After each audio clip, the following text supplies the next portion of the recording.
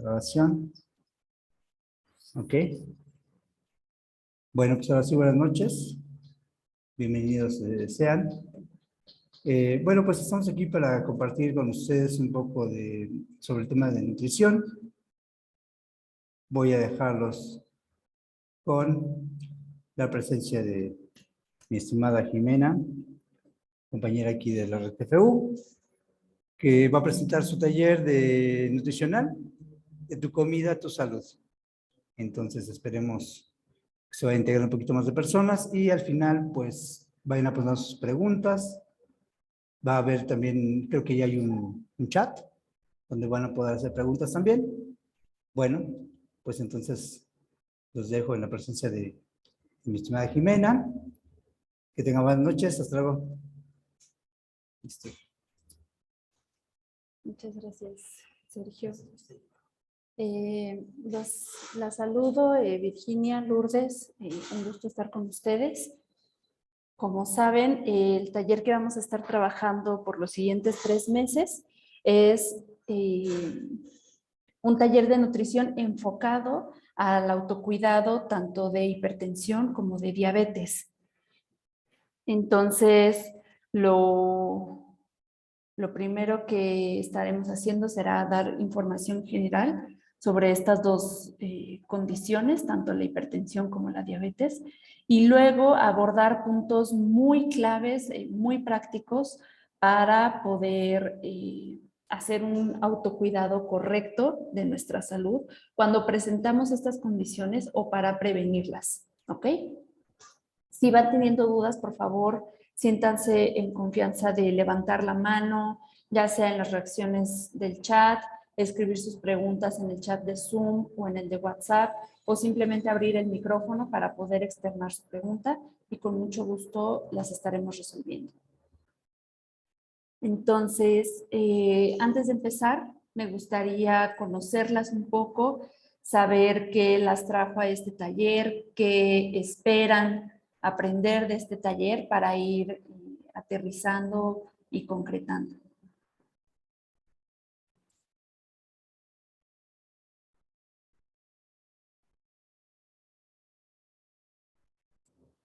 Ok, Lourdes, no se preocupe, si no, volvemos con usted más tarde cuando tenga oportunidad de abrir el micrófono. Virginia, no sé si también esté en las mismas condiciones o si pueda ya sea escrito o abrir micrófono para platicarnos un poquito, presentarse.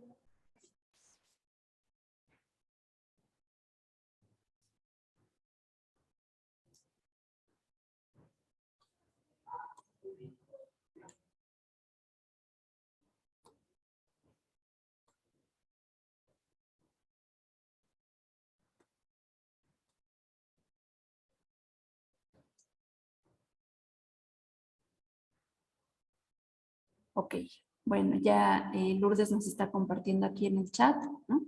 Muy bien, estaremos revisando este tema de la combinación de grupos de alimentos, efectivamente, para tener una dieta correcta y que nos permita prevenir enfermedades o manejarlas de manera adecuada si es que ya las presentamos.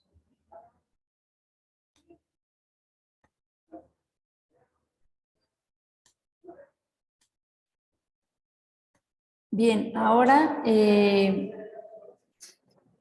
vamos a empezar primero esta plática hablando un poquito sobre las funciones que tienen ciertos órganos en el cuerpo y de ahí vamos a derivar a explorar estos padecimientos de hipertensión, diabetes y ver la relación estrecha que tienen con nuestro estilo de vida, nuestra alimentación y cómo es que podemos manejarlas de manera adecuada si es que ya las presentamos.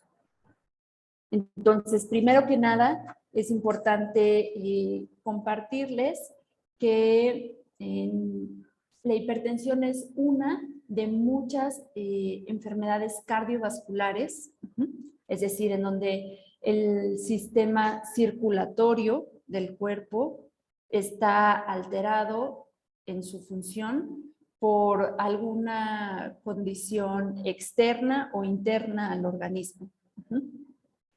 La hipertensión arterial es una enfermedad que se presenta cuando el corazón se ve en la necesidad de bombear con mayor fuerza, con mayor presión, toda la sangre que hay en nuestro cuerpo para que llegue a cada una de nuestras células.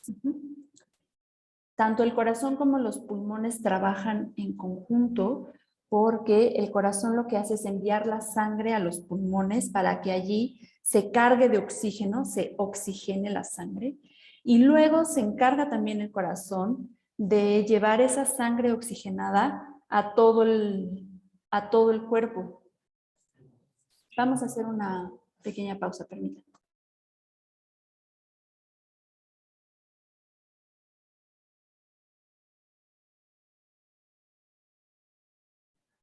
Perdón por la pausa. Entonces, les comentaba, el corazón lo que hace es llevar la sangre hacia los pulmones para que se cargue de oxígeno y luego esa sangre ya oxigenada, regresarla otra vez a todas las células del cuerpo para que reciban oxígeno y puedan llevar a cabo las diferentes reacciones químicas, bioquímicas, que son necesarias para mantenernos vivos. Entonces, en promedio, la cantidad de sangre que está bombeando el corazón equivale a bombear 5 litros por segundo para que llegue toda la sangre oxigenada al cuerpo. Esa es la fuerza o la presión con la que está bombeando el corazón toda la sangre en el cuerpo. ¿Qué ocurre en la hipertensión? Que por algún factor, la fuerza con la que tiene que bombear el corazón se incrementa y entonces se nos sube la presión arterial.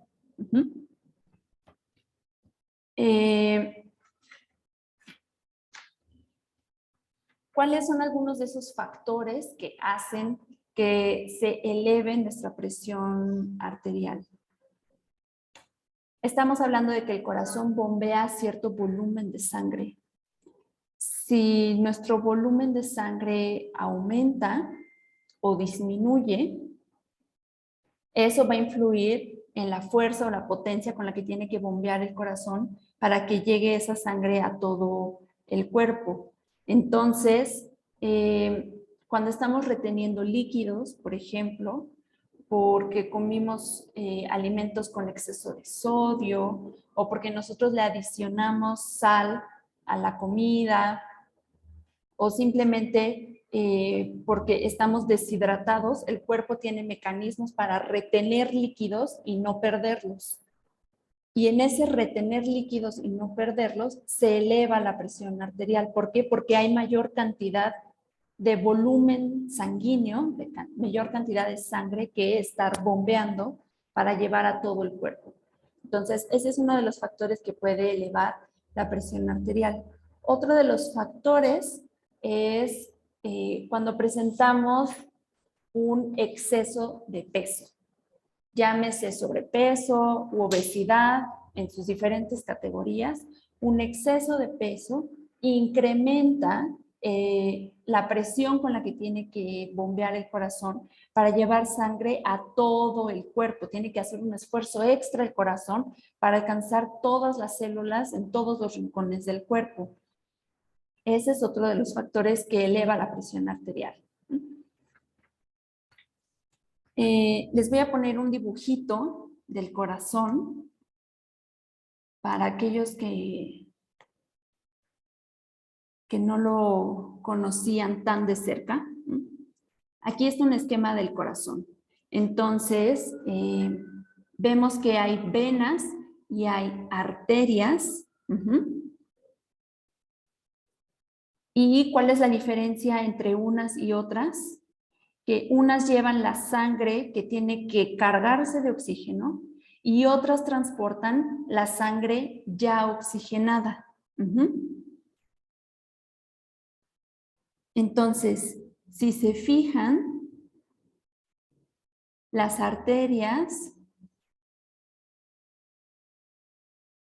son las que llegan al corazón y las venas son las que salen del corazón hacia el resto del cuerpo. Entonces pueden ver aquí las principales.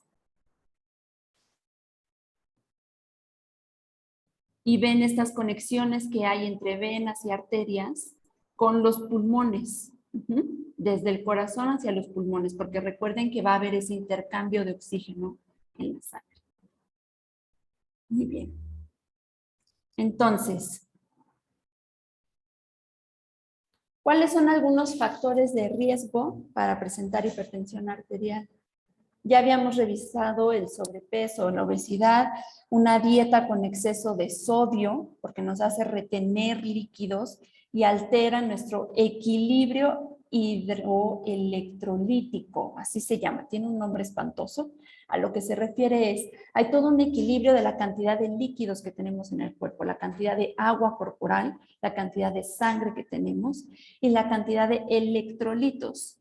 Sodio, cloro, potasio, etcétera, etcétera, etcétera. Todas esas sales minerales que necesita el cuerpo para funcionar. Desde el corazón y desde los riñones se regula la cantidad de electrolitos que hay circulando en sangre y por lo tanto la fuerza o la velocidad con la que se va a tener que bombear esa sangre al resto del organismo.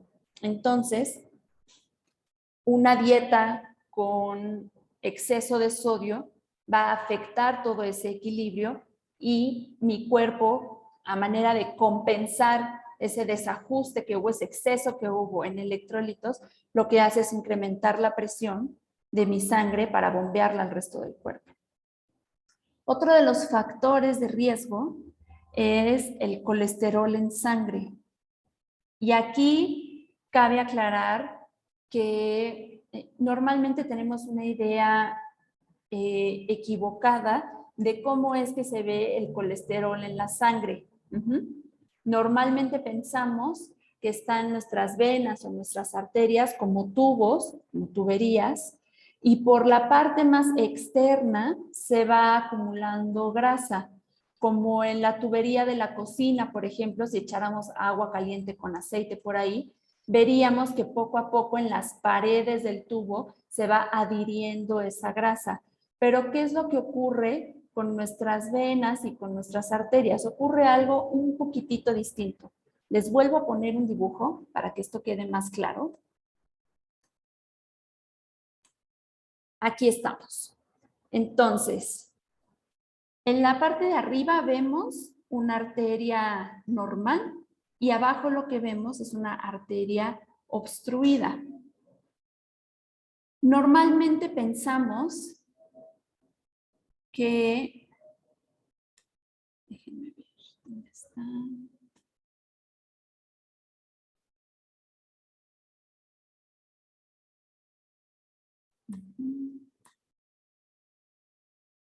Normalmente lo que pensamos es que la grasa se acumula en esta zona,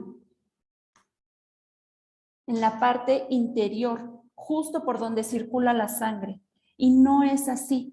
Cuando generamos placa de ateroma, es decir, cuando hay una acumulación de grasa y de células espumosas en las arterias, en donde realmente se acumula es entre esta capita roja y esta capita blanca.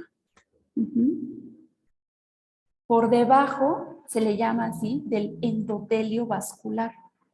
Entonces, imagínense que en la parte que está en contacto directo con la sangre, por donde va fluyendo toda la sangre constantemente, esa capita más externa de esta tubería que tenemos o de estas arterias, se llama endotelio. Es una capa muy delgadita y por debajo de esa capa es que se va acumulando la grasa. ¿Qué es lo que ocurre? Que empiezan a existir estos abultamientos como los que alcanzan a ver aquí,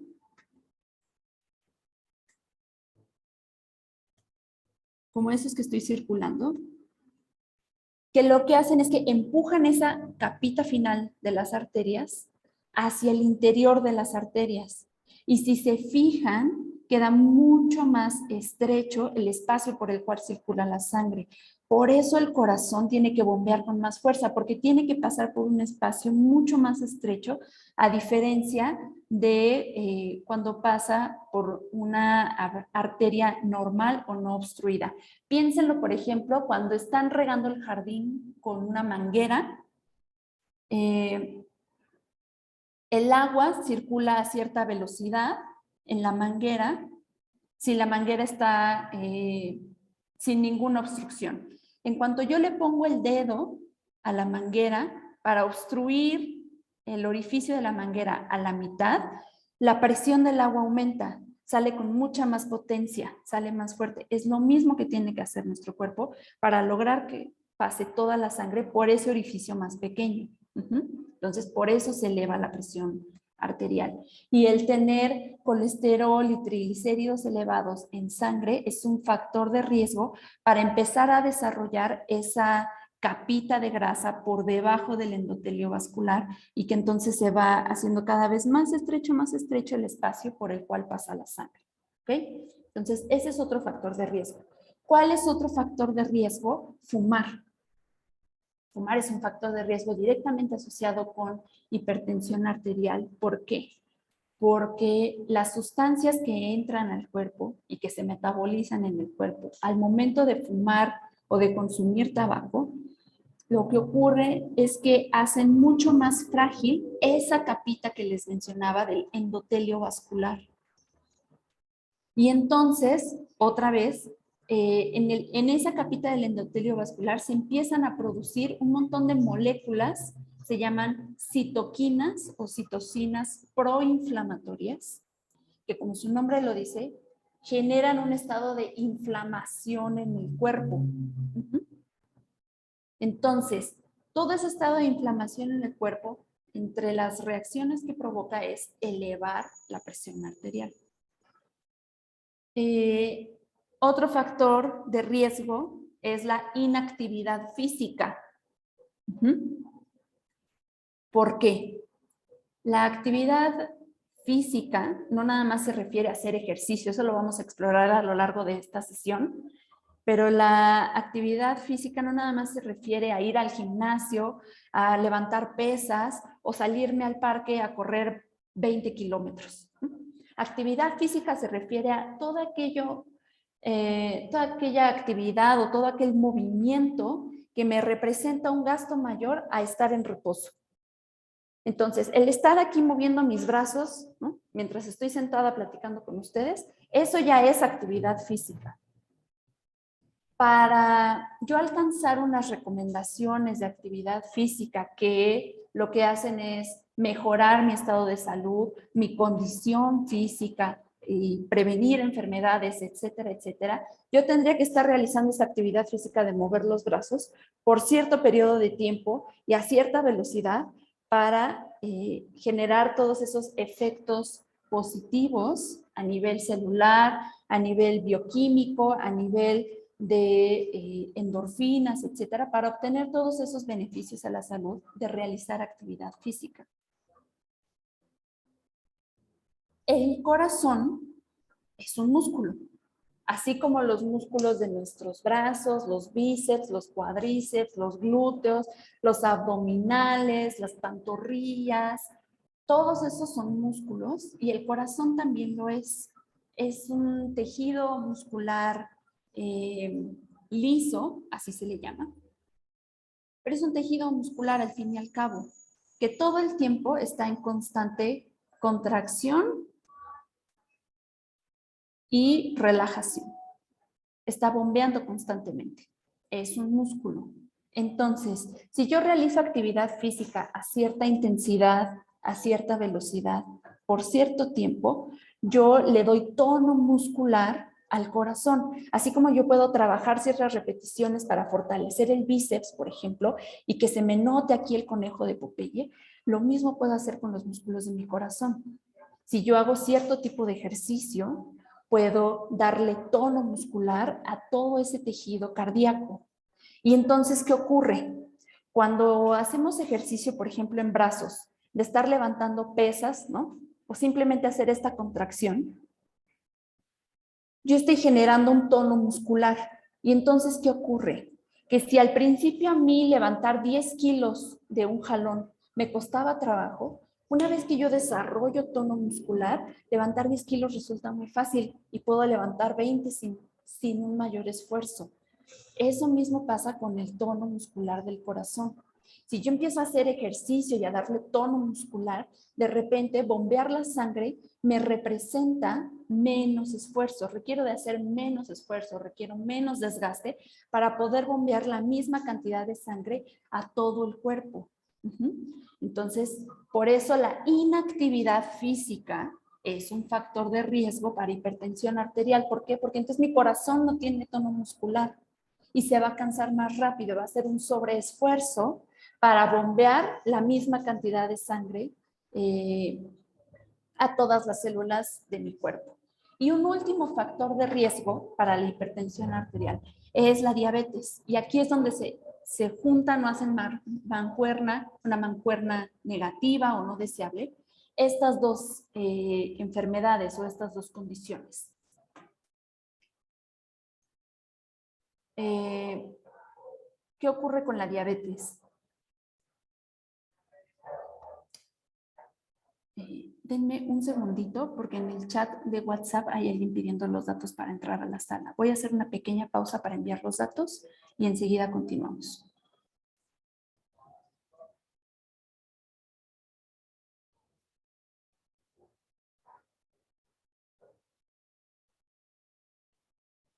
Ok, bueno, listo. Entonces, en la diabetes lo que ocurre es que nuestro cuerpo, por una o por otra razón, está fallando para mantener una concentración de glucosa en sangre estable. Y entonces, ¿qué ocurre? Que hay un exceso de glucosa disponible en la sangre. Y eso a la larga, si se prolonga y si en ningún momento logro bajarla otra vez a un rango normal, puede tener consecuencias negativas. Una de ellas, el desarrollar hipertensión arterial. Ahora, vamos a irnos un poquito hacia diabetes. ¿Cuál es una de esas razones por las cuales mi cuerpo puede estar fallando para regular la cantidad de azúcar disponible en sangre? La primera es que yo estoy comiendo alimentos con hidratos de carbono simples, coloquialmente se les llama azúcares simples. Y entonces, como estoy comiendo una dieta con azúcares simples en exceso o en abundancia, esos azúcares simples se digieren muy rápido, se absorben muy rápido, pasan al torrente sanguíneo muy rápido y se quedan ahí disponibles cuando quizás no lo necesito, o al menos no en esa cantidad. El tema con la glucosa en sangre es interesante y un poco complicado por lo siguiente. Hay órganos en el cuerpo, dos en específico, el cerebro y el corazón. Son dos órganos cuyas células solamente se alimentan de glucosa. No saben utilizar otro sustrato como comida o como combustible más que la glucosa. Solo saben usar glucosa. Entonces yo necesito tener glucosa disponible en el cuerpo de manera constante, pero regulada. Eso es lo importante. Yo necesito que esa glucosa esté ahí disponible para que mis células del cuerpo, incluyendo las del cerebro y las del corazón, la puedan utilizar para producir energía y mantenerse funcionando. ¿Qué ocurre? Que si yo tengo una dieta, como les mencionaba, con un exceso de hidratos de carbono simples o de azúcares simples, de repente yo tengo glucosa disponible más de la que necesito. Por ponerles un ejemplo inventado, quizás yo necesito 10 unidades de glucosa y si yo con mi dieta estoy comiendo un exceso, a lo mejor en la sangre voy a tener disponibles 30 y yo no necesito 30, necesito 10. Entonces, ¿qué hago con ese 20 que me sobra o que está de excedente? Cuando el cuerpo funciona y se regula de manera normal, el cuerpo encuentra cómo quitar ese excedente de la sangre para que solo estén 10 disponibles ahí. Pero ¿qué pasa? Que de repente esos mecanismos que tiene el cuerpo para regular la sangre y quitar ese excedente de 20 unidades ya no funciona igual. Y entonces se quedan ahí flotando sin utilizarse, disponibles. Y si eso se prolonga por un tiempo crónico, semanas, meses, ese exceso de glucosa en la sangre empieza a generar daños en el resto de los órganos. Entonces, hablando un poco de factores de riesgo para diabetes, hay varios. El primero que ya les mencioné es una dieta con un exceso de hidratos de carbono simples o de carbohidratos simples. El otro es sobrepeso y obesidad. Ese es un factor en común para un montón de enfermedades. La hipertensión que ya mencionamos y para la diabetes también. Otro factor de riesgo es tener antecedentes en mi familia. Lo mismo ocurre para la hipertensión, por cierto. Si yo tengo antecedentes cercanos, ¿a qué me refiero con antecedentes cercanos? Papás, tíos que son hermanos de mis papás, abuelos que tuvieron hipertensión o diabetes, esa información está ahí latente. Y dependiendo de mi estilo de alimentación, de mi estilo de vida, yo puedo hacer que esa información que está ahí latente se exprese y entonces yo desarrollo hipertensión o diabetes. O puede ser que con mi estilo de vida y alimentación hago que eso nunca se exprese y nunca se manifieste. Otro factor de riesgo para la diabetes sí también es la inactividad física. ¿Por qué? Porque al momento de yo estar realizando una actividad física, sea ejercicio, sea deporte o sea otro tipo de actividad física, mi cuerpo y mis músculos para poder realizar esa acción de actividad física requieren de energía. ¿Y de dónde creen que van a sacar combustible o energía para poder realizar esa actividad? Entre otras cosas, de la glucosa que hay disponible. Entonces, si yo no realizo actividad física de manera regular o no realizo la cantidad suficiente de actividad física, esa glucosa se queda ahí sin utilizar. ¿Por qué? Pues esta amiga no me utilizó, no necesitó glucosa para irse a caminar 2 vueltas al parque. Entonces, pues esa glucosa no se utilizó, se quedó ahí. Y a la larga puede tener consecuencias negativas. Hablando de personas que ya tienen diabetes, el realizar actividad física de manera regular, actividad física aeróbica, ahorita les explico a qué me refiero con eso de actividad física aeróbica, no nada más me va a ayudar a controlar mi condición de diabetes, sino que en algunos casos mejora la sensibilidad a la insulina. Acabo de mencionar a la insulina, no la habíamos mencionado antes. ¿Qué es la insulina? ¿Qué hace ahí? ¿Quién le invitó? ¿No? La insulina es una hormona que lo que hace es ayudarle a la glucosa. Hagan de cuenta que yo soy la insulina y entonces tomo de la mano a la glucosa y la ayudo a entrar a la célula para que la célula la utilice como combustible y produzca energía y realice su función de célula, sea la que sea. Sea célula de fibra muscular, sea célula de enzimas, sea célula del cerebro, del corazón, de donde sea que sea la célula, la insulina lo que hace es ayudarle a la glucosa a entrar a la célula y que entonces así la célula queme o utilice esa glucosa como combustible o como energía.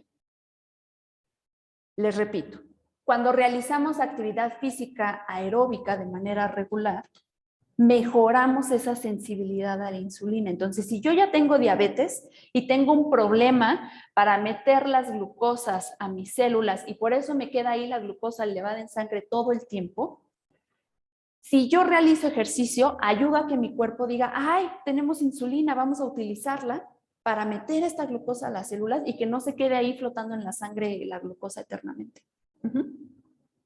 Entonces, la actividad física siempre va a ser un aspecto positivo, ya sea para prevenir enfermedades o para manejar las que ya están manifestadas. Eso en cuanto a factores de riesgo. Entonces, para ser congruentes con el tema de la inactividad física, de evitarla lo más posible, de activarnos físicamente, vamos a hacer una pequeña pausa activa, si les parece. Y lo que vamos a hacer, les pido a los que estén en su casa y tengan la posibilidad, vamos a prender las cámaras, ¿no? Para guiarles un pequeño ejercicio de activación física.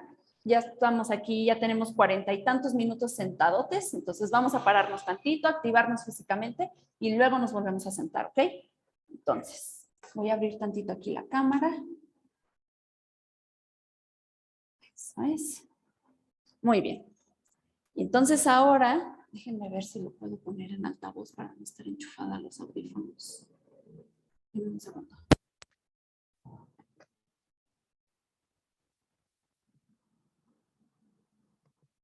Estoy aquí probando el sonido.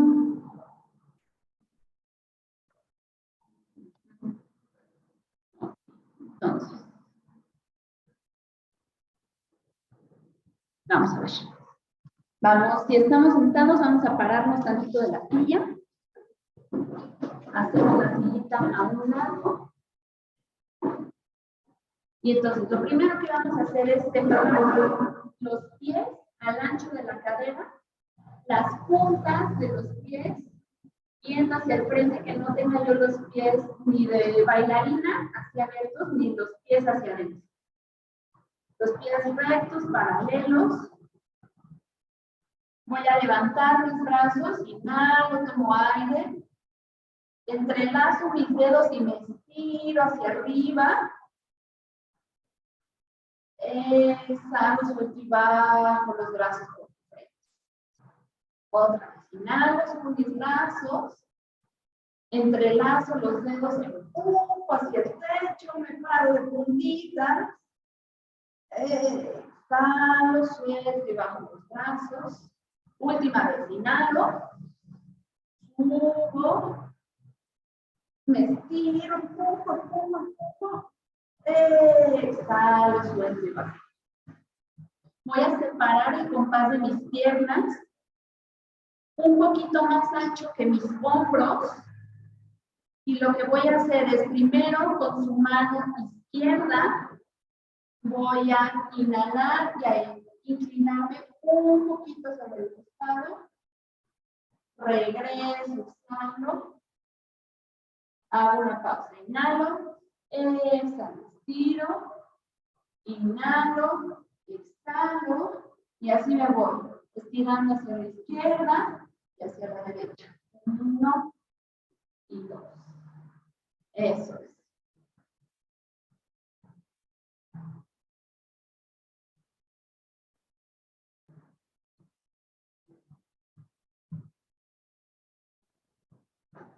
Dos veces más, una de cada lado, regreso al centro, bajo los brazos, sacudo tantito las rodillas.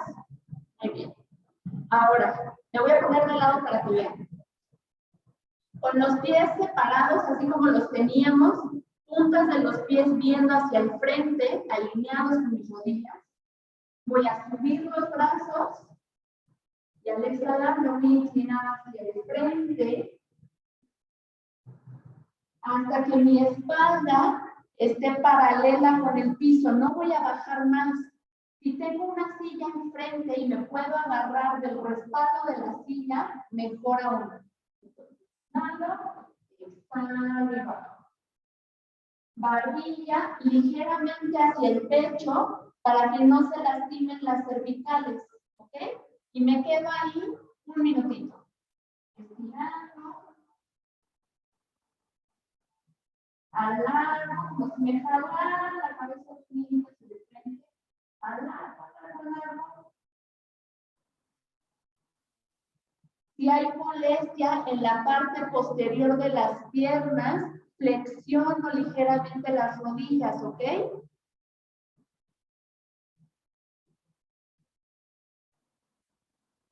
Inhalo.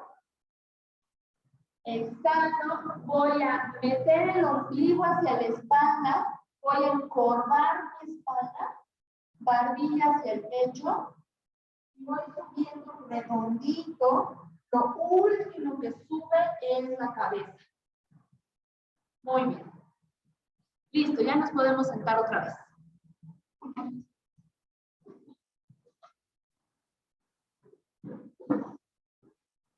Perfecto. Entonces,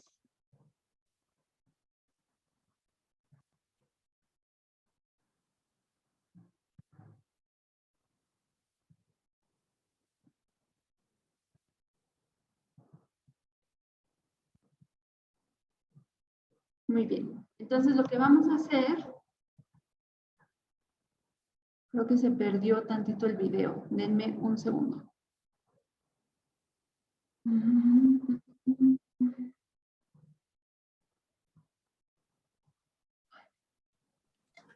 Me saca y no sé por qué. Se quedó fijo. Se quedó fijo, sí, ¿verdad? Se congeló. Denme un segundito porque se volvió un poquito loca la computadora. No sé qué le piqué. A ver, vamos a ver. Video.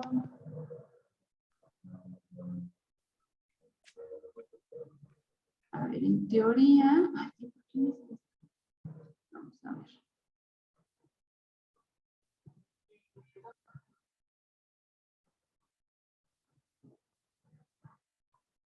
Denme un segundito.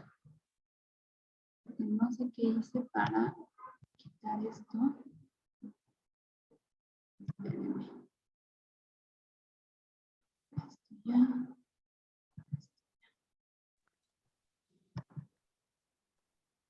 Si le quita el video y luego lo vuelve a poner. Y el asunto es que ni siquiera me aparece la opción de quitar el video. Se me congeló a mí la pantalla y no puedo... A ver, déjame ver. ¿Esto es el de ayer? Déjame que vea los datos.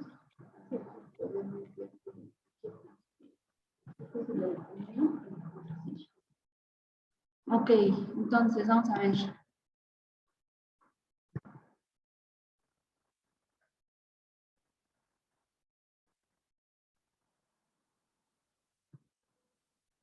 A ver, ahora sí ya. Ahí estamos otra vez. Perfecto. Entonces, les iba yo a compartir, déjenme nada más checar. En dónde tengo estos dibujitos que les pueden ayudar.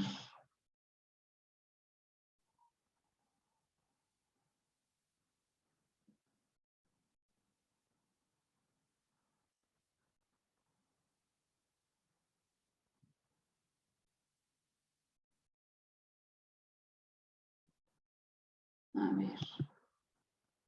Vamos a compartirles pantalla para que lo puedan ver. Ok, en teoría ahí lo están pudiendo ver bien. Esto que les pongo aquí son los factores de riesgo que ya habíamos mencionado para presión arterial, de colesterol alto, el hábito de fumar, el sobrepeso, la diabetes y la inactividad física. Y me voy a clavar ahorita un poco con el tema de actividad física. Normalmente asociamos, les decía, actividad física con ejercicio, con irme al gimnasio, estar ahí media hora en la caminadora, corriendo o levantando pesas, o yendo a correr al parque, y pensamos que esa es la única actividad física que hay. Resulta que no. Como les mencionaba, actividad física es todo aquel movimiento del cuerpo que representa un gasto mayor al recurso. Entonces, el estarme aquí sentando y parando y estirando mis brazos, significa un gasto extra al que yo tendría si estoy acostada en mi cama durmiendo. ¿Estamos de acuerdo? En ese sentido, prácticamente cualquier cosa cabe en actividad física. Y resulta que hay diferentes tipos de actividad física según el efecto que tienen en el cuerpo. Les mencionaba yo con la diabetes que la actividad física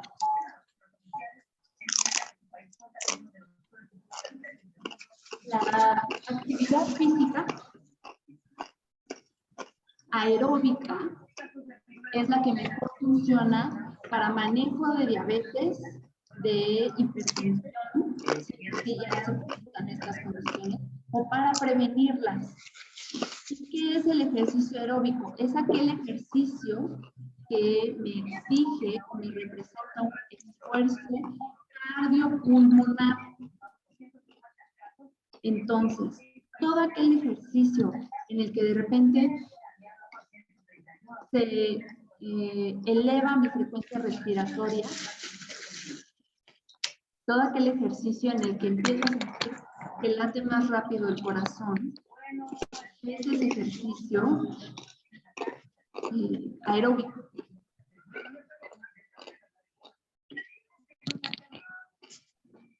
Ejemplos de ejercicio aeróbico, desde caminar, correr, nadar, bailar, barrer, trapear, lavar ropa a mano, salir a pasear al perro, andar en bicicleta. Todos esos son ejercicios aeróbicos que me exigen elevar mi frecuencia respiratoria y mi frecuencia cardíaca. Entonces, si se fijan, no es necesario que yo me vaya a subir a la caminadora media hora o 45 minutos para considerar que hice ejercicio o actividad aeróbica. Yo puedo ponerme una buena cumbia, unos 20, 30 minutos, estar bailando a gusto, y con eso ya hice ejercicio aeróbico. Puedo irme a nadar o a trasladarme en bicicleta. Para aquellos que se trasladan de un lugar a otro, a su trabajo o a su casa, etcétera, en bicicleta, en patines, están realizando actividad física aeróbica. Otro tipo de actividad física es la actividad física de resistencia muscular. ¿A qué me refiero con esto? A toda aquella actividad física que lo que va a ayudar es a que yo genere nuevas fibras musculares y a que esas nuevas fibras musculares tengan mayor tono o fuerza, mayor capacidad para realizar un trabajo con menos esfuerzo. Entonces, ahí entran también diferentes tipos de actividad física de resistencia muscular. Desde levantar pesas o trabajar con estas ligas de resistencia que hay que estar estirando con fuerza, pilates, estar cargando las bolsas del súper, por ejemplo, ¿no? Si yo voy al súper y de repente resulta que vivo a 5 minutos y lo hago caminando, yo voy cargando las bolsas con el kilo de frijol, de arroz, más el aceite, más la avena, más los botes del champú, más el detergente, y voy cargando todo ese peso. Ese también es ejercicio de resistencia muscular. No necesariamente me tengo que poner en el gimnasio y estar levantando pesas o trabajando con ligas. Otro tipo de ejercicio es el ejercicio de balance o de equilibrio. ¿A qué me ayuda este tipo de ejercicio? A prevenir caídas. Va de la mano con el trabajo de la fuerza.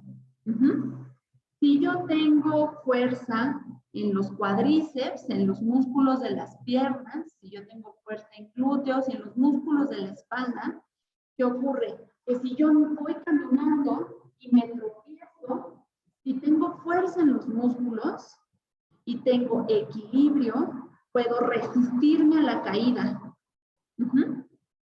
Entonces, por eso es que van muy de la mano esos dos, el ejercicio de resistencia muscular y el ejercicio de equilibrio. Otro tipo de ejercicio o de actividad física es el de flexibilidad.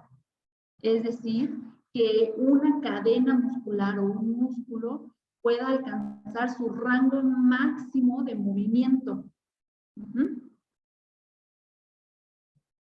Hay algunas actividades, deportes, ejercicios que se llaman multicomponente. ¿Y a qué me refiero con esto? A que en una misma actividad estoy realizando ejercicios de fuerza, de balance y de flexibilidad, por ponerles un ejemplo. De los ejercicios clásicos multicomponentes, Tai Chi y Yoga son de los principales. ¿Por qué? Porque se trabajan, les decía, todos estos aspectos de la condición física, tanto la fuerza como el balance, como la flexibilidad, y me permiten desarrollar más aspectos de mi condición física. Es decir, el conjunto de aptitudes o de habilidades que tengo en el cuerpo para realizar una tarea de movimiento o de actividad física. Entonces, los ejercicios multicomponente suelen ser de los más recomendados para tratar enfermedades crónicas, por ejemplo, porque con una misma sesión de actividad o de ejercicio estoy realizando diferentes componentes de la condición física. ¿Y por qué es importante esto? Porque veíamos que la inactividad física es un factor de riesgo para que yo desarrolle todas esas enfermedades o puede ser un auxiliar para tener un mejor control de mi salud. Me sirve para controlar mi hipertensión arterial, me sirve para controlar mi diabetes. Está comprobado que al realizar ejercicio aeróbico en una sesión de por lo menos 30 minutos, mi presión arterial baja entre 1 y 2 unidades. Y ese cambio, esa reducción en mi presión arterial, se puede mantener hasta por 24 horas. Entonces, si yo tengo la presión arterial elevada o hipertensión arterial, y estoy manejando una presión arterial, les voy a inventar un ejemplo, de 130/80, si yo realizo actividad física aeróbica de manera regular, puedo lograr que esa presión arterial baje a 128/80. Y ese cambio, esa reducción me va a durar 24 horas. Si a las 24 horas yo vuelvo a realizar actividad física, puedo reducir todavía más mi presión arterial. Entonces, independientemente de que yo esté en un tratamiento farmacológico con algún medicamento para bajar la presión arterial, el realizar actividad física me va a ayudar a conseguir ese mismo efecto y que sea duradero. Entonces, si yo voy acumulando a la semana días de realizar actividad física, voy regulando mi presión arterial. Si además a eso yo le meto recomendaciones en la dieta de conseguir alimentos bajos en sodio, de que mis preparaciones en la cocina lleven poquita sal o incluso sustitutos de sal, voy colaborando para que esa condición de hipertensión arterial se regule hasta que eventualmente pueda yo tener una presión arterial controlada y cercana a los valores normales, sin hipertensión. ¿Ok? Entonces, parte de lo que vamos a ver en este taller justo se refiere a eso, a identificar tanto en la parte de actividad física como en la parte de nutrición, qué ejercicios puedo yo hacer, qué platillos puedo yo preparar, qué trucos puedo yo tener para hacer mis compras, para preparar mis alimentos, de manera que yo vaya cuidando por muchos frentes mi condición de salud. Y entonces me resulte más fácil mantener una presión arterial saludable. ¿Por qué el énfasis en mantener una presión arterial saludable? Como que ¿cuál sería el riesgo si yo tengo la presión arterial elevada? ¿Cuál sería el riesgo de que se mantenga elevada y de que yo no haga nada para bajarla o para controlarla? Pues resulta que si la presión arterial se mantiene elevada, y no nada más se mantiene elevada de manera constante, sino que sigue aumentando progresivamente, eso me puede llevar a mí a tener un evento cardiovascular o un accidente cardiovascular, se le llama así. ¿A qué me refiero con eso? Le decimos evento o accidente cardiovascular. Es una forma muy elegante de decir, por ejemplo, el riesgo de tener un infarto, un ataque al corazón, incluso un infarto cerebral. Y eso es súper riesgoso. A la hipertensión, nosotros como profesionales de la salud y ya en la población en general que sabe sobre estos temas, a la hipertensión la llamamos coloquialmente el asesino silencioso. ¿Por qué? Porque nunca da síntomas. Yo puedo estar con la presión arterial elevada y nunca enterarme hasta que ¡puc!, de repente presento un infarto, o de repente me desmayo, o de repente tengo un infarto cerebral.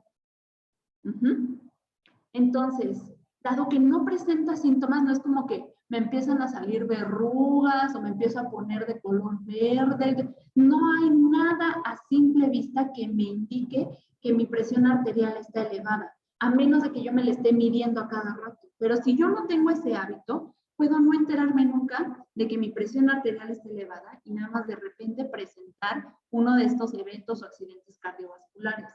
Entonces, de ahí la importancia, uno, de que si ustedes no se han checado recientemente su presión arterial, vayan y lo hagan. Vayan con un médico, o si alguien en su familia sabe tomar la presión arterial, que se las tome, si ustedes mismos la saben tomar, o si tienen de estos aparatitos electrónicos que en automático les toman la presión, mídanse la presión arterial, nunca está de más. Vamos a ponerlo como ejercicio para el siguiente taller. Vamos a procurar conseguir una forma de medirnos la presión arterial. Háganlo a más tardar la siguiente semana, mídanse la presión arterial, anótenlo, vamos a llevar un diario donde vamos a tener un registro de cuál es mi presión arterial una vez a la semana. ¿Ok? Entonces, para la siguiente sesión del taller, deberíamos de tener 4 mediciones o 4 registros de presión arterial. ¿Ok? Y entonces, con este registro vamos a darnos una idea de qué tan regular o no está nuestra presión arterial. Número 2, si ustedes ya saben o tienen un diagnóstico de hipertensión o algún familiar suyo ya tiene un diagnóstico de hipertensión, es importante que lleven un registro o un diario para saber cómo se está moviendo o cómo se está comportando mi presión arterial. Denme un segundo y enseguida regreso con ustedes.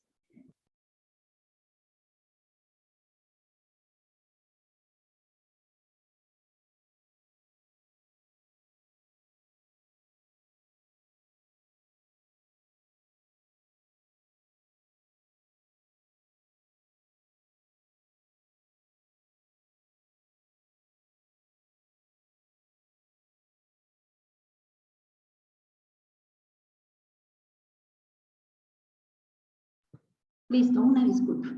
Entonces, para la siguiente sesión de taller vamos a tener eso. Cada uno va a llevar su diario o su registro de presión arterial, que por lo menos tiene que tener 4 mediciones, una por semana hasta que nos volvamos a ver en la siguiente sesión del taller, para ir viendo y monitoreando cómo está nuestra presión arterial.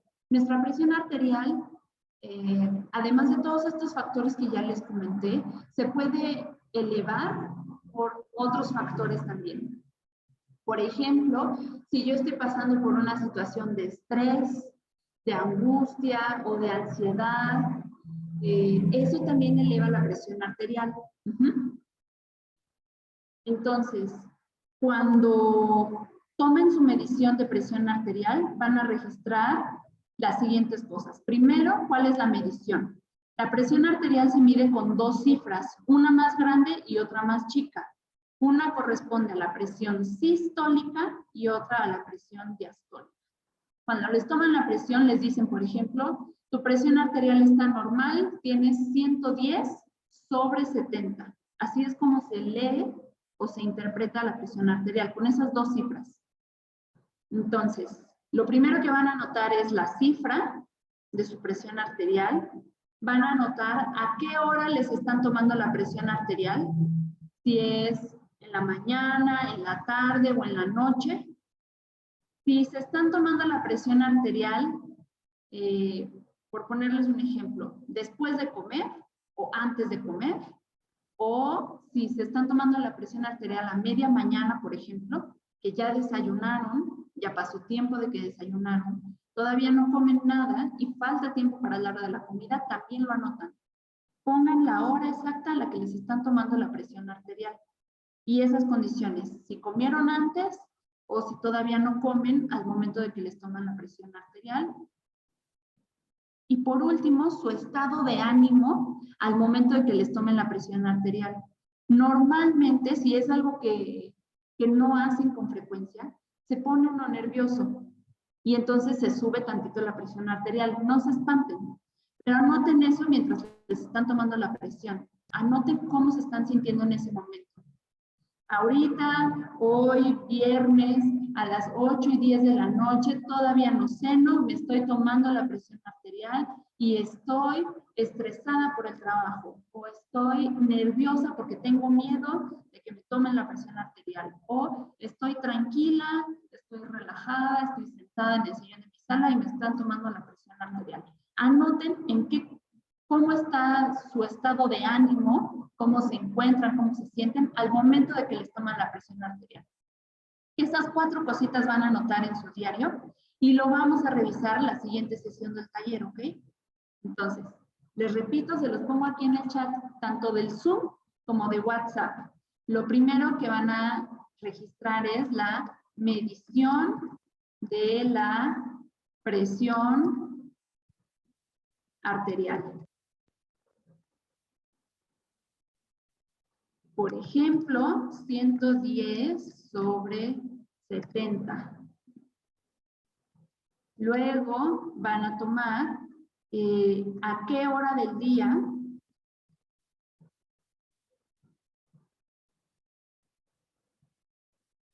se están haciendo la medición. Ejemplo, a las 11 de la mañana. Van a anotar si ya comieron o todavía no han comido a la hora de que les toman la presión arterial.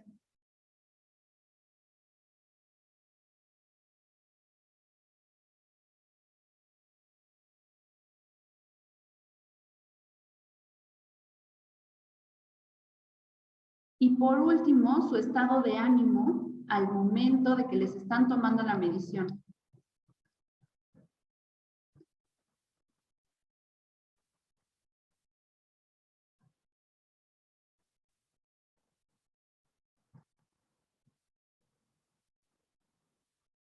Listo, ahí está en el chat del Zoom y enseguida se los pongo en el chat de WhatsApp del taller para que lo tengan ahí registrado y a la mano.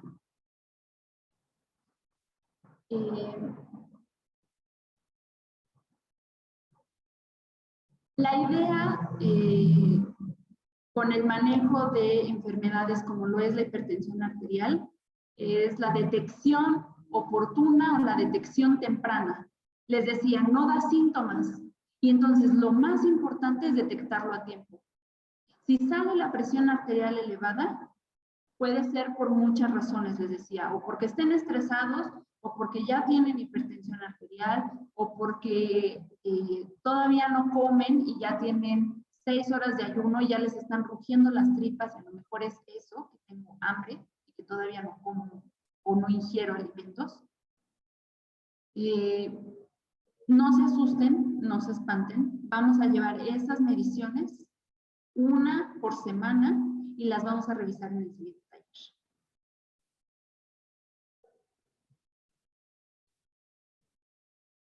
Déjenme, se los pongo aquí en el WhatsApp.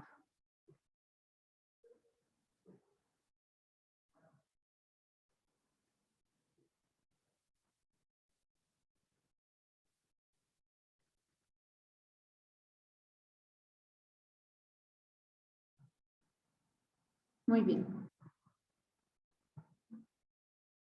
Siguiente cosa que vamos a revisar ahorita.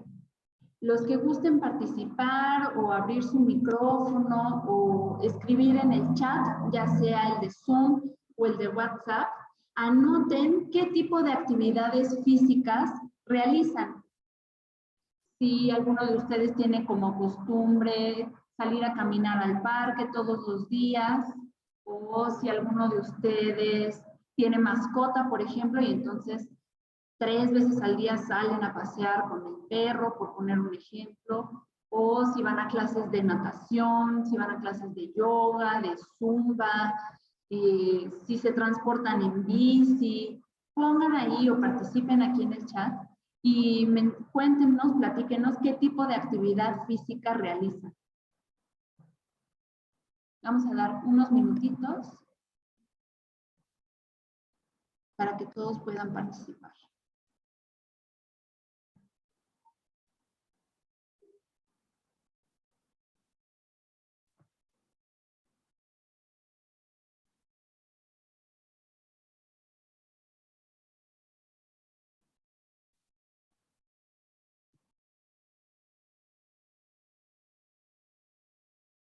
Rosy, buenas tardes, ahí en el chat. Si alguna de las que están ahorita conectadas quiere abrir su micrófono, adelante, están invitadas a participar.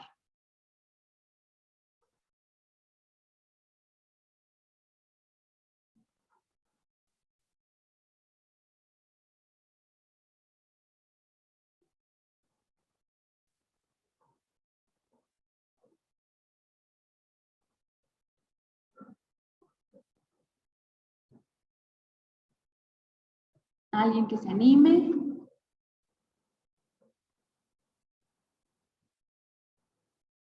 Es solo para compartir, no piensen que vamos aquí a hacerles examen ni nada, es nada más para compartir y que nos demos idea de todas las posibilidades que hay para realizar actividad física.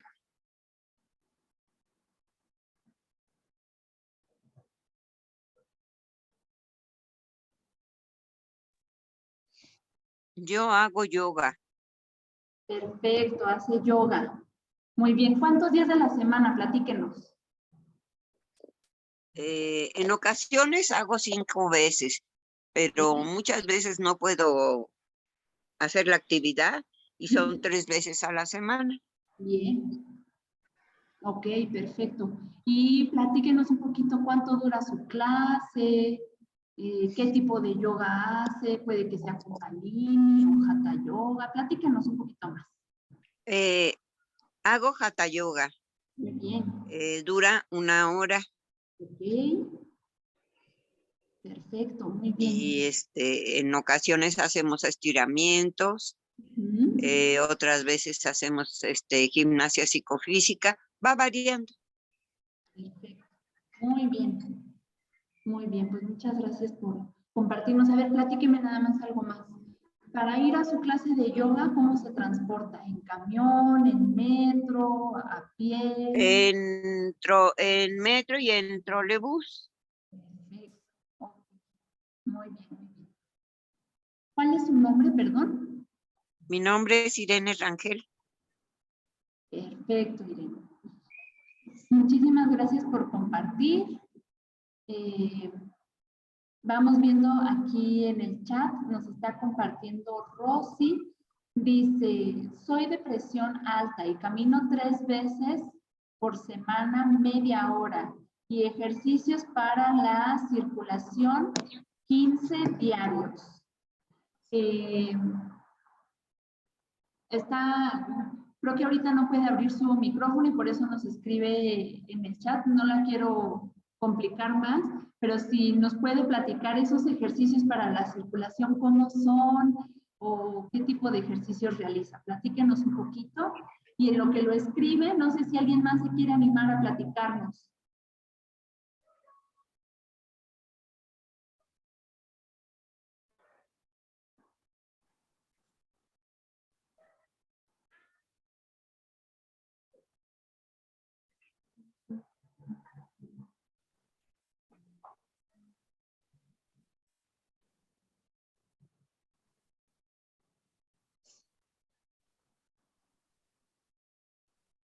Bueno, en lo que alguien más se anima, les platico yo qué actividad física realizo. De momento yo no asisto a ningún gimnasio, no tengo aparatos como caminadora o elíptica, no tengo de esos aparatos en casa. Y entonces el tipo de actividad física que yo realizo es distinto. Por ejemplo, además de la actividad física de quehaceres en el hogar, barrer, trapear, lavar la ropa, subir a la azotea, tender la ropa, bajar las escaleras, bajar 2 pisos de escaleras para lavar y secar la ropa. Aparte de eso, mi principal actividad física está en los desplazamientos. Camino mucho de un lado para el otro. Cuando me es posible, evito el metro o los camiones, sobre todo porque me gusta mucho caminar largas distancias. No soy fan de estar corriendo a velocidades muy rápidas, pero caminar a paso despacito, a mucha distancia, eso lo aguanto mucho más. Ese es un tipo de actividad física que realizo. Otra actividad física que me gusta mucho es bailar, por ejemplo.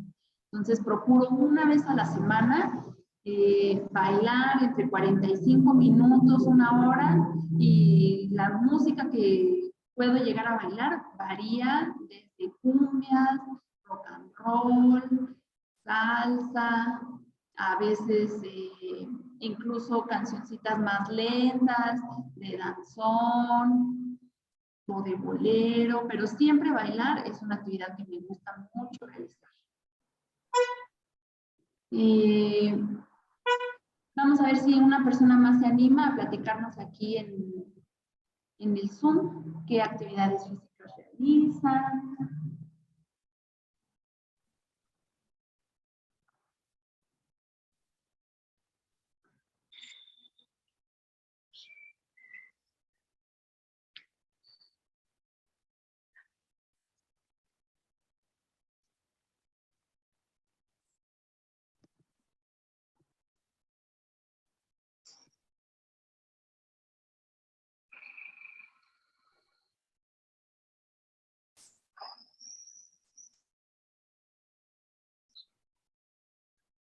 Y si no, podemos seguir adelante con la actividad del taller, no hay ningún problema.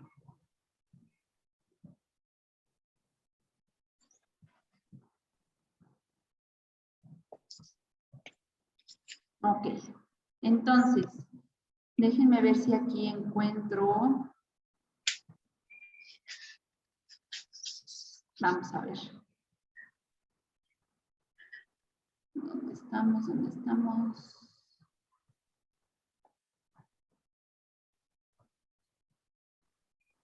Les decía yo que la consecuencia más grave de tener alguna enfermedad metabólica o cardiovascular es el presentar un accidente cardiovascular o un evento cardiovascular, como puede ser infartos, lo que coloquialmente llamamos ataques al corazón o incluso infartos cerebrales.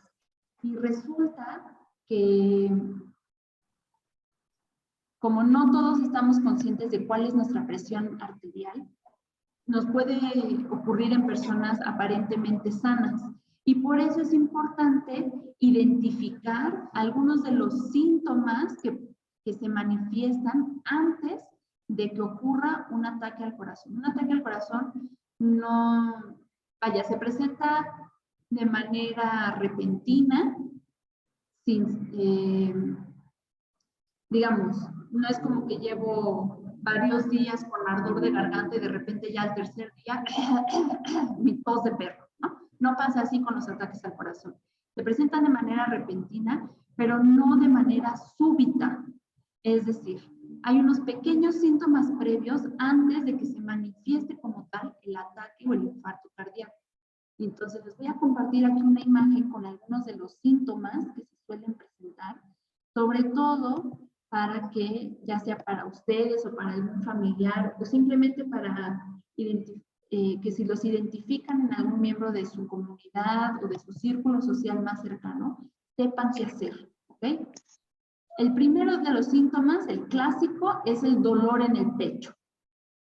Es una opresión en el pecho y el dolor en el pecho implica en muchos casos dificultad para respirar, como lo vemos allá abajito. Ese dolor en el pecho se siente, haga de cuenta, como si les estuvieran aplastando aquí adentro, como si alguien les estuviera pisando justo en el centro del pecho con muchísima fuerza. Así. Ese es el tipo de dolor en el pecho que se siente. Y eso implica que a veces presento dificultad para respirar, como siento esa opresión tan grande en el pecho, de repente me cuesta trabajo jalar aire, inhalar, y se me dificulta mucho respirar. Otro de los síntomas que se presenta es molestia o incomodidad en el brazo, en la espalda o en el estómago. ¿Ok? El clásico es el del brazo y principalmente el brazo izquierdo. Pero no es exclusivo el brazo izquierdo. Puede ser también, en algunos casos menos comunes, que lo que duela sea el brazo derecho, que haya un dolor, como si no pudiera yo extender por completo mi brazo. Pero les decía, no nada más es en el brazo, sino también se puede presentar en la espalda, a la altura de los pulmones, o en el estómago. Es más frecuente en mujeres que la molestia sea en el estómago. ¿Okay? Otro de los síntomas es la sensación de mareo o de sudor frío. Otro es la molestia o incomodidad en el cuello o en la mandíbula. Esto le pasa más comúnmente a los varones. De repente hay una molestia en la mandíbula como similar a un dolor de muelas, pero mucho más intenso porque alcanza a recorrer hasta el cuello. Y por último, malestar en el estómago o náuseas. Y les repito, esto es más común o más frecuente verlo en mujeres. Entonces, vamos a aterrizar aquí un poco los datos.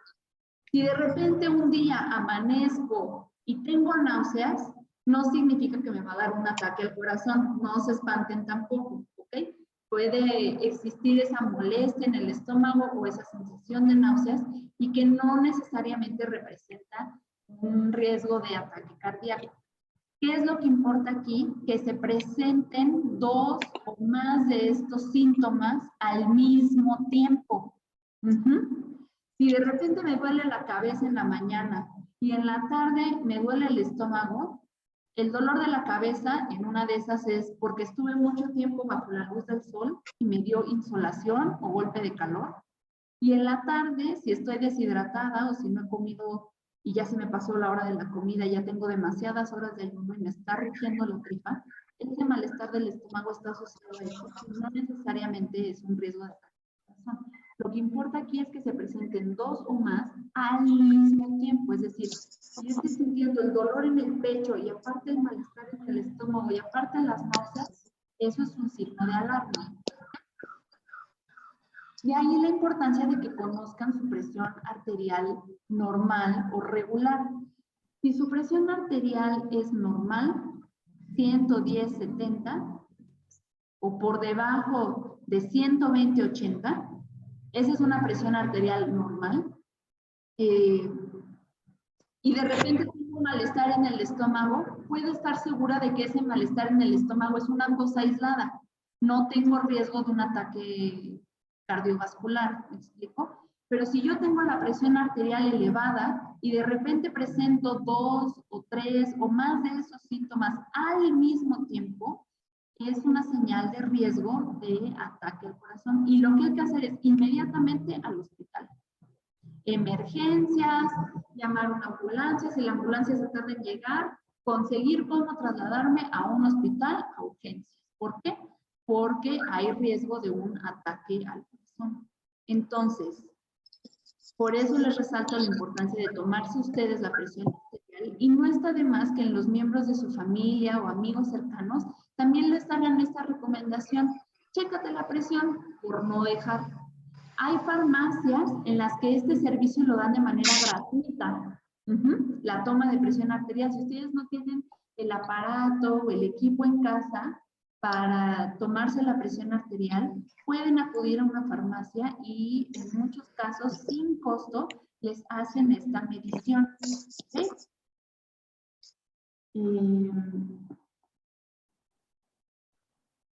Si tienen aparato en casa para tomarse la presión arterial, hay dos tipos de aparatos principales que pueden tener, los que son eléctricos o automáticos y los que son manuales.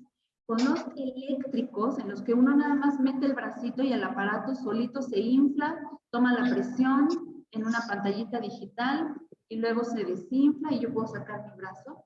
Lo único que hay que cuidar con esos aparatos es no estarlos moviendo de aquí para allá, de un lado para el otro.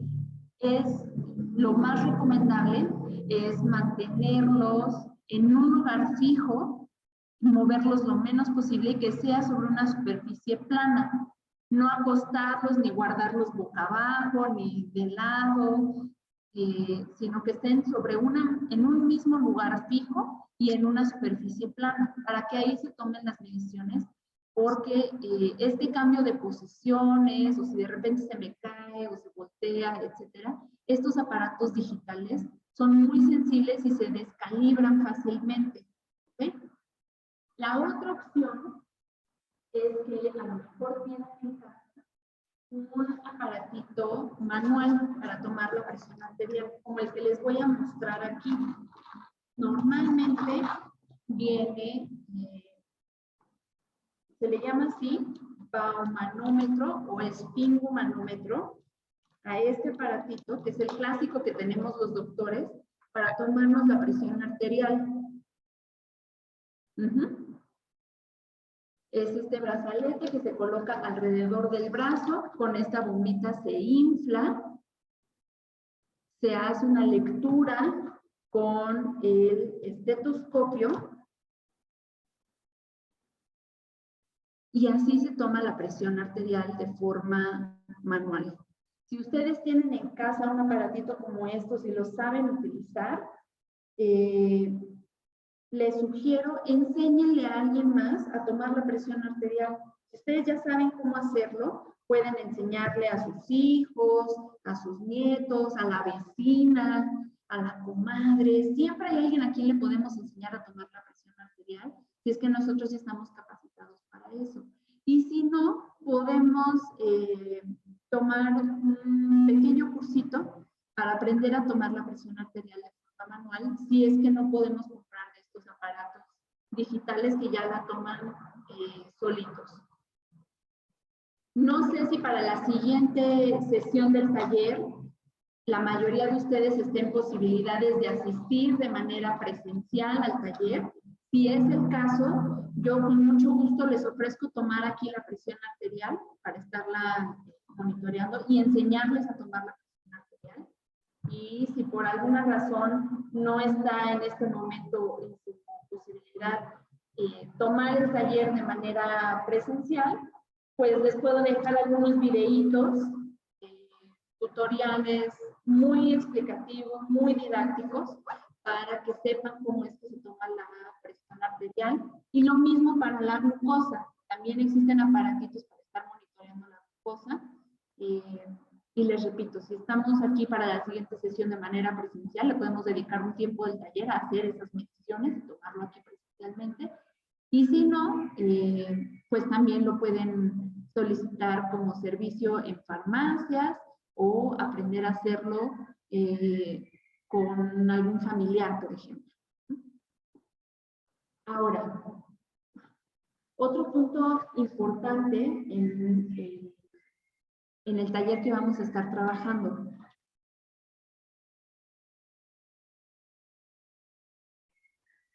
Vamos a ver para la... ¿En dónde está usted? Disculpe. Nosotros estamos en el Centro Cultural de la Red GPU, la casa sede que está en la colonia Narvarte, en la Ciudad de México. les podemos poner la dirección, la ubicación del instituto en el chat de WhatsApp o también aquí en este chat de Zoom. Si me dan un minutito enseguida les copio la ubicación para que si les es posible puedan planificarlo con tiempo y desplazarse para venir aquí a tomar el taller de manera presencial. Podemos tener un poco más de actividades de las que podemos tener en una interacción así virtual como la que estamos teniendo ahorita. Entonces, si me dan un minutito, les pongo la dirección en el chat, tanto del Zoom como del WhatsApp, para que tengan esos datos disponibles. Si alguna de ustedes todavía no está en el chat de WhatsApp del grupo, avísennos a quien los haya invitado al taller o con quien se hayan inscrito para que los incorporemos al chat y estén al pendiente de las notificaciones y del material que les vamos a estar enviando por ahí, ¿ok?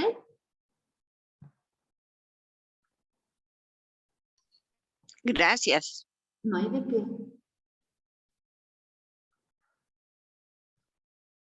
Bien, entonces, como este taller, el principal enfoque que va a tener es en el área de nutrición. Les decía, vamos a trabajar algo de actividad física, pero también vamos a ver cosas de nutrición. Les quiero ir solicitando lo siguiente. La siguiente clase, el siguiente mes, en junio, vamos a tener una sesión práctica con lectura de etiquetado de alimentos. Es decir, vamos a aprender tips para hacer el súper de una manera más eficiente y más saludable. Entonces, vayan tomándole foto. Ustedes saben cuáles son los productos que compran habitualmente en su despensa. Váyanle tomando foto a las etiquetas de sus productos. Por ponerles un ejemplo, si ustedes de manera habitual compran pan integral 00 Bimbo, tómenle una foto al paquete del pan, tómenle una foto a la etiqueta y la van guardando en el celular o la pueden ir subiendo al grupo de WhatsApp. La siguiente sesión lo que vamos a hacer es trabajar con todas esas etiquetas para aprender a leerlas bien e identificar nosotras en el súper, ay, este producto está más saludable que el otro, ay, me conviene más comprar este que el otro. Cuando vaya yo a comprar un nuevo producto, me tengo que fijar en los ingredientes o en qué características del producto para que lo que vaya a estar disponible en mi despensa sea lo más saludable posible, sin que eso implique que me vaya yo de la mano con el presupuesto. Vamos a tratar de combinar todo junto, saludable, bueno, bonito y barato, tal cual. Entonces, para la siguiente sesión de taller les voy a pedir eso, que vayan llevando su registro de qué etiquetas y de qué productos consumen con mayor frecuencia o son los que clásicamente están en su despensa para que lo vayamos repasando y estudiando. ¿Ok?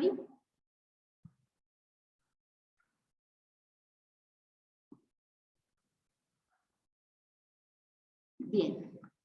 Ahora, con la cuestión de la actividad física.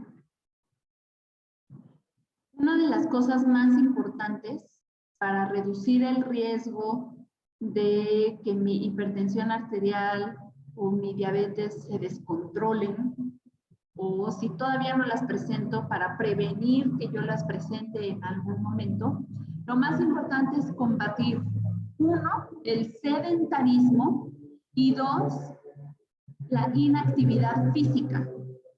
El sedentarismo se refiere a todas aquellas actividades en las que mi movimiento corporal es mínimo.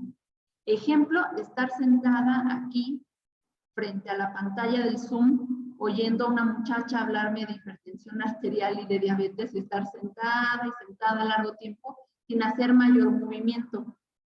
Otro ejemplo, estar yo aquí sentada dando una charla, hablando y hablando sin generar mayor movimiento. Estar sentado viendo la tele, o para los que manejan, por ejemplo, y que se hacen 1 hora de traslado desde su casa hasta el trabajo y van sentados en el carro todo ese rato, Para los que trabajan en oficina y pasan horas y horas sentados frente a la computadora, para los estudiantes que ahora muchas de sus clases las toman en línea, o para los que están en la escuela y frente al profesor o la profesora están sentados tomando clases, todo ese tipo de actividades son de perfil sedentario, porque mi movimiento y mi esfuerzo físico son mínimos. Entonces, una de las principales claves para trabajar un estilo de vida más saludable es combatir eso, combatir el sedentarismo y la inactividad física. La inactividad física se refiere a que no hago la cantidad de ejercicio o de actividad física suficiente para prevenir complicaciones o efectos negativos en mi cuerpo. Si se fijan, son cosas que se parecen, pero no son totalmente iguales. Entonces, un ejemplo para combatir el sedentarismo es hacer pausas activas. Si estoy en una actividad que me exige estar sentado o sentada la mayor parte del tiempo, cada 30 minutos, cada 40 minutos, cada hora, pararme, aunque sea 3 minutos, a moverme, a hacer movimiento con mi cuerpo para después poder regresar a estar sentado otro rato más. Entonces, predicando con el ejemplo, vamos a hacer otra pausa activa porque ya llevamos mucho rato sentados y sentadas. Vamos a ponernos de pie, de donde sea que estemos sentados ahorita, y vamos a hacer otra pausa activa.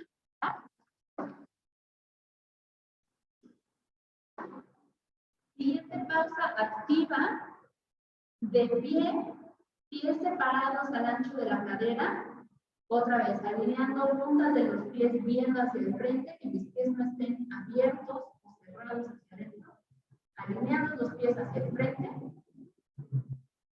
Voy, en la medida de lo posible, si no presento dolor o molestia en articulaciones, voy a levantar mi rodilla derecha flexionada hacia arriba. Déjenme ver si hay manera de que lo vean mejor. Ahí creo. Van a levantar su rodilla derecha a la altura de su cadera, ni más arriba ni más abajo, a la altura de su cadera. La levantan y la bajan. Pongo la rodilla izquierda a la altura de mi cadera y la bajo. Y otra vez, la derecha, sube y baja. Izquierda, sube y baja. Y otra vez, derecha, arriba, izquierda, arriba. Y así vamos a estar. Mis manos pueden ir a la cadera para darme estabilidad y equilibrio. Pueden ir encima de los muslos o pueden ir a los costados del cuerpo, como se acomoden mejor. Pero vamos a estar subiendo y bajando. Recuerden, es hasta la altura de la cadera, ni más arriba ni más abajo. Si presento dolor en la cadera o en la articulación de la rodilla, lo que voy a hacer es elevarla un poquito menos, que no llegue hasta la cadera. Pero si no hay ninguna molestia o dolor, vamos a subirla a que la rodilla esté paralela con mi cadera. Seguimos subiendo y bajando.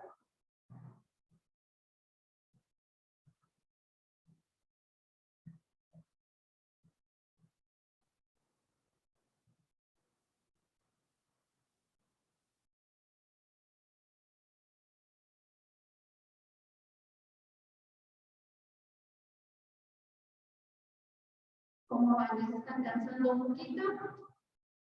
Seguimos subiendo y bajando. Última vez con cada pierna. Regreso abajo. Sacudo un poquito las piernas para descargar. Y bien. Pies separados al ancho de cadera. Inhalo. Punto palmas de las manos arriba. Exhalo, bajo. Otra vez, inhalo, subo. Exhalo, bajo, última vez. Inhalo, exhalo. Voy a abrir el compás de mis piernas un poquito más allá del ancho de mi cadera. Y lo que voy a hacer es girar con el torso. ¿Okay? Manos a la cintura. Voy a girar hacia la izquierda. Suavecito, no me interesa que se giren como muñeco del exorcista. Es girar muy poquito hacia la izquierda y hacia la derecha. Inhalo, exhalo. Inhalo, exhalo.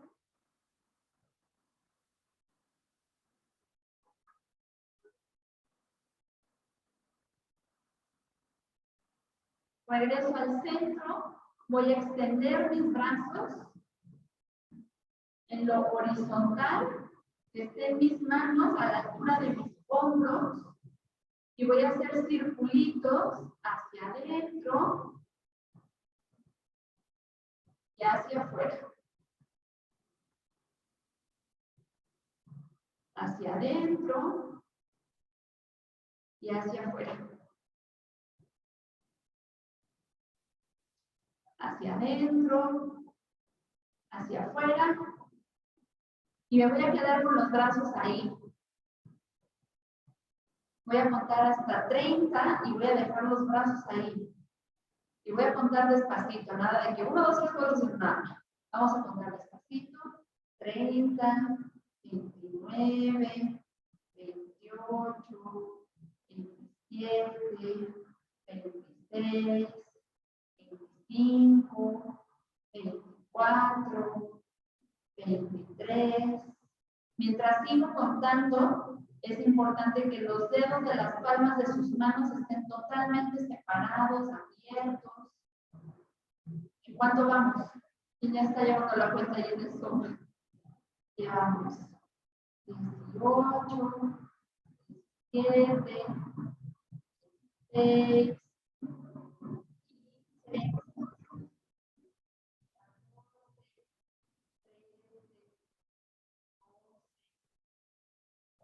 que no se me vayan cayendo los brazos siguen arriba. 9, 8, 7, 6, 5, 4, 3, 2, 1. Suelto y bajo. Hago círculos pequeñitos con los hombros hacia atrás. Hacia adelante.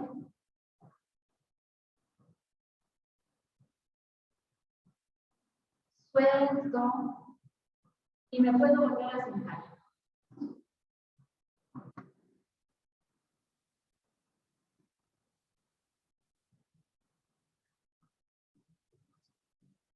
Perfecto.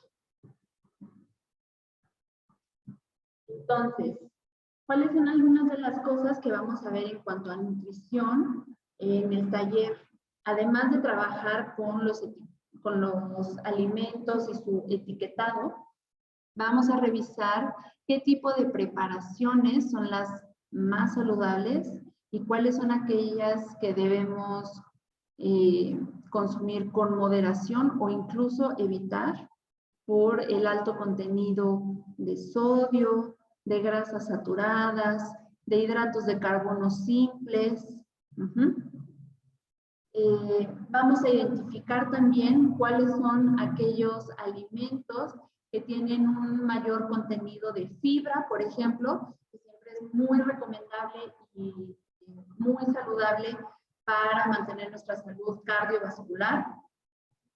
Vamos a identificar también cuáles son los diferentes tipos de hidratos de carbono, coloquialmente llamados carbohidratos, cuáles son los más saludables y los menos saludables.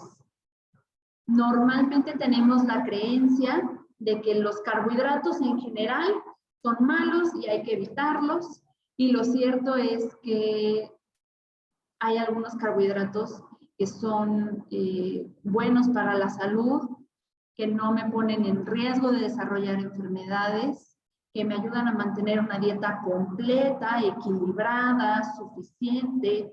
Entonces vamos a revisar a grandes rasgos ese tipo de alimentos y de nutrimentos contenidos en estos productos. Y también vamos a ver unas pequeñas recetas. Ya sea que vengan de manera presencial o en casa, por el chat de WhatsApp del taller, les vamos a estar enviando una lista de ingredientes que conviene que tengan a la mano vamos a realizar nuestro propio sustituto de sal casero. O nuestra sal de hierbas para utilizarla al momento de condimentar nuestros platillos y preparaciones en lugar de utilizar sal, o para reducir de manera importante la cantidad de sal que utilizamos y que nuestros alimentos queden sabrosos, porque el hecho de cuidar nuestra alimentación para que no se eleve nuestra presión arterial o para que mantengamos controlada nuestra glucosa en la sangre, no significa que la comida tenga que ser insípida o aburrida o que no nos guste. Todo lo contrario. Podemos encontrar formas de que la comida sepa riquísimo y al mismo tiempo estar cuidando nuestra salud. ¿Sí? No sé, tenemos todavía suficiente tiempo. No sé si hay alguna duda hasta ahora, algún comentario, aclaración, pregunta que quieran hacer. Queda el micrófono abierto para ustedes. También está abierto el chat para quienes quieran expresarse. Con todo gusto, este es el espacio para hacerlo.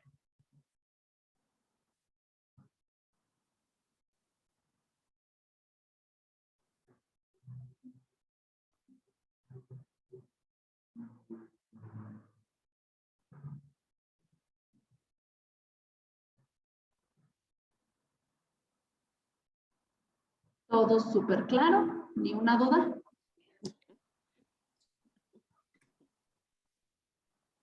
También si tienen dudas, normalmente cuando sabemos de algún familiar o alguien cercano que es diagnosticado con hipertensión o con diabetes, o si nosotros mismos hemos recibido ese diagnóstico, de repente nos llueve una cantidad de información disponible sobre remedios y preparaciones y consejos y tips para manejar la diabetes, la hipertensión, que si te tomas la hierba del sapo te ayuda para la diabetes, que si la hierba de San Juan, que si la planta, que si el té de no sé qué hoja.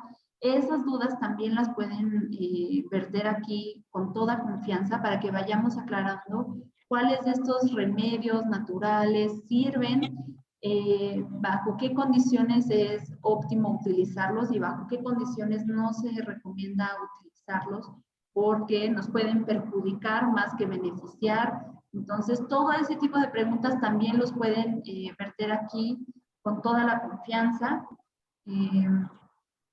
Creo que al inicio del taller estuvimos un poco atropellados y no alcancé a compartirles mi formación académica. Yo soy licenciada en Nutrición y Ciencia de los Alimentos por la Universidad Iberoamericana. Tengo una especialidad en Nutrición Gerontológica, es decir, dirigida a adultos mayores, y una maestría en Nutriología Aplicada, en donde lo que hacemos es llevar programas de promoción de la salud a grupos y a núcleos comunitarios para promoción de salud y actividad física, estilos de vida saludables. Entonces, por eso es que me invitaron a compartir con ustedes este taller para revisar todos estos aspectos de autocuidado en hipertensión y en diabetes. Okay.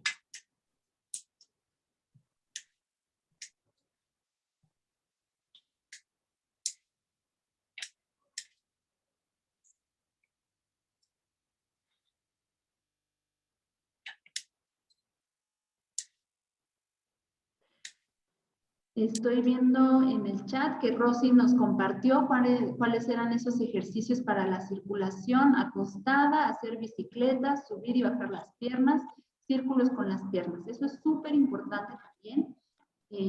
Muchas gracias, Rosy, por compartirlos. Qué bueno que lo mencionas.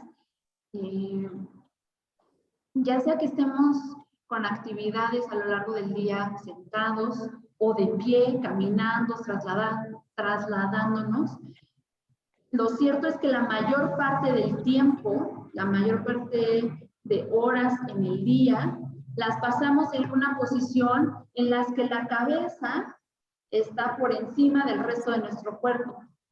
Y entonces toda la carga de circulación se queda en la parte baja de la espalda y las piernas. Es importante para activar la circulación y para darle un descanso al cuerpo, darnos un ratito en el día para estar en posición horizontal, un rato además de la hora de irse a dormir, ¿no? Darnos una pequeña pausa a lo largo del día para permitirnos tener la cabeza, el pecho a la altura del corazón, a la misma altura que la cadera y las piernas, e incluso elevar las piernas un poco. Imagínense, todo el día nuestros pies nos están cargando. Dependiendo de lo que pese cada uno de ustedes, buena parte del día, una tercera parte del día probablemente, si no es que hasta más, son horas que nuestras piernas, nuestros pies nos están cargando todo nuestro peso y hay que darles un pequeño descanso. Eso también ayuda para regular la circulación y la presión arterial. Entonces, muchas gracias, Rosy, por compartirlo, porque en efecto es una de las prácticas que parecen más simples, acostarnos un ratito y subir las piernas, 5 minutitos, ni siquiera requerimos de tanto, para darle ese descanso a toda la carga de circulación que hay en las piernas, porque por simple gravedad, toda la parte inferior de nuestro cuerpo se carga de circulación y recordemos que el corazón se encarga de recoger la sangre de todo el cuerpo para llevarla a los pulmones, que se carguen de oxígeno y luego volverla a repartir.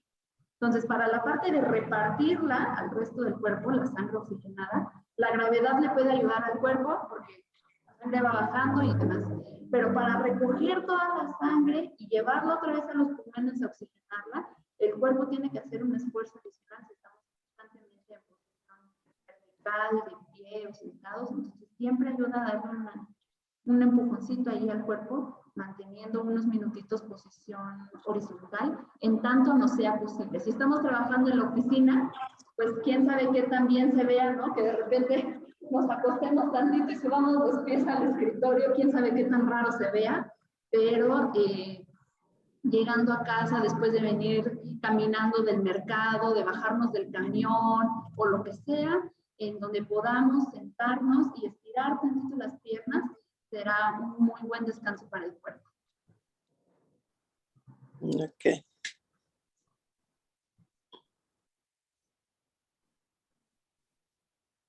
Sí, Blanca, vamos adelante.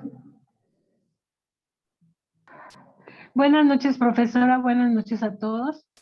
Y bueno, entré un poquito tarde al taller, pero no sé si ya mencionaron cómo es lo mejor o en qué momento lo va a mencionar usted, cómo es lo mejor para desparasitar nuestros alimentos. Bueno, sean las lechugas, las verduras para hacer nuestras ensaladas. ¿Qué es lo que usted recomienda? Ya. No lo hemos mencionado todavía, entonces es muy oportuna la pregunta. En las siguientes sesiones vamos a trabajar con grupos de alimentos, es decir, identificar cuáles son los grupos de alimentos y la proporción adecuada para incorporarlos a nuestra dieta. Y uno de esos grupos de alimentos, de los más importantes, es el de frutas y verduras. Y lo que importa con las frutas y con las verduras es que al menos en una porción en el día los consumamos de forma cruda, es decir, las verduras en crudo, sin cocinarlas, sin que estén en un caldito o pasadas por el sartén. Lo mismo con las frutas, ¿no?